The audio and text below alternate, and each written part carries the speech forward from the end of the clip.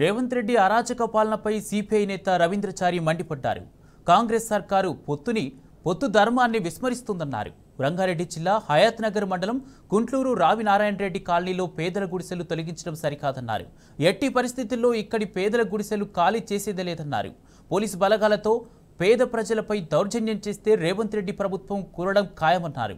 గత ముఖ్యమంత్రి కేసీఆర్ పేదల సంక్షేమం కోసం పాటుపడ్డారని తెలిపారు. ప్రజలకు వెన్నుపోటు పొడిచిన కాంగ్రెస్ కు గుణపాఠం తప్పదని రవీంద్రచారి హెచ్చరించారు.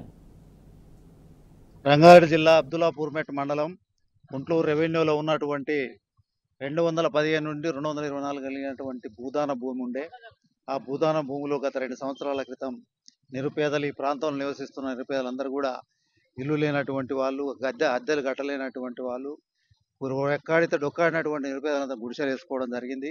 సిపిఐ నాయకత్వం వహిస్తుంది. ఆ గుడిసెలను ఈరోజు అకారణంగా ఒక చిన్న ఒక స్టేటస్ కో అంటే ఆనాడు 2-3 సంవత్సరాల క్రితం 145 ఎఫ్ఆర్సి సెక్షన్ ప్రకారంగా ఆర్డీఓ ఒక ఆర్డర్ను మెయింటైన్ చేయమని డైరెక్షన్ ఉంది. అంతే, ఎవిక్షన్ లేదు, కోర్టు తీసేయమని చెప్పలేదు. అయినా ఆర్డీఓ, ఇక్కడ ఇబ్రాహీంపట్నం ఆర్డీఓ అత్యుత్సాహం ప్రదర్శిస్తూ ఉన్నాడు. పోలీసులు అత్యుత్సాహం ప్రదర్శిస్తూ ఈరోజు రాత్రి అర్ధరాత్రి మరి దొంగల్లాగా మరి మా గుడిసెలను, పేదల సముదాయాలను కూల్చడానికి ప్రయత్నాలు చేస్తూ ఉన్నారు.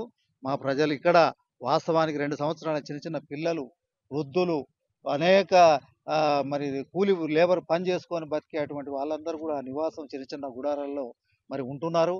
వాళ్ళు నిజంగా వాళ్ళను చూస్తే నిజంగా మానవత్వం ఉన్నాడు ఏ పోలీస్ అధికారి కానీ, ఏ కలెక్టర్ కానీ, ఏ అధికారులు కూడా చెలించిపోవాలి. అటువంటి దాదాపు 8,000 గుడిసెలు ఇక్కడ నివాసం ఉంటున్నారు. 8,000 అంటే భార్య భర్తలు పెట్టి 16,000 మంది పిల్లలతోటి 20,000 మంది ఇక్కడ నివాసం ఉంటున్న సదుమాయంలో ఇంత దుర్మార్గం ప్రజాస్వామ్యంలో అంబేద్కర్ ఇచ్చినటువంటి రాజ్యాంగంలో మొన్న బీఆర్ఎస్ ప్రభుత్వం కూడా ఇంత సాహసం చేయలేదు. రేవంత్ రెడ్డి ప్రభుత్వం మొన్ననే పార్లమెంట్ ఎన్నికలు ముగిసినాయి, రిజల్ట్ వచ్చింది. అంతకుముందు లేటెస్ట్ 4 నెలలు కాలి ప్రభుత్వం వచ్చి రేవంత్ రెడ్డి గారి ప్రభుత్వం నిజంగా పోలీసు అధికారులు నిజంగా ప్రభుత్వాన్ని అప్రతిష్ట పాలు చేసే అటువంటి కుట్ర చేస్తూ ఉన్నారు. ముగ్గురు భూస్వాముల కోసం 30,000 మంది ప్రజల్ని రోడ్డు పాలు చేయడానికి పోలీసులు, ఈ ఆర్డీఓ ఇబ్రాహీంపట్నం ముఖ్యంగా అనంతరెడ్డి చాలా కిరాతకంగా వ్యవహరిస్తూ ఉన్నాడు.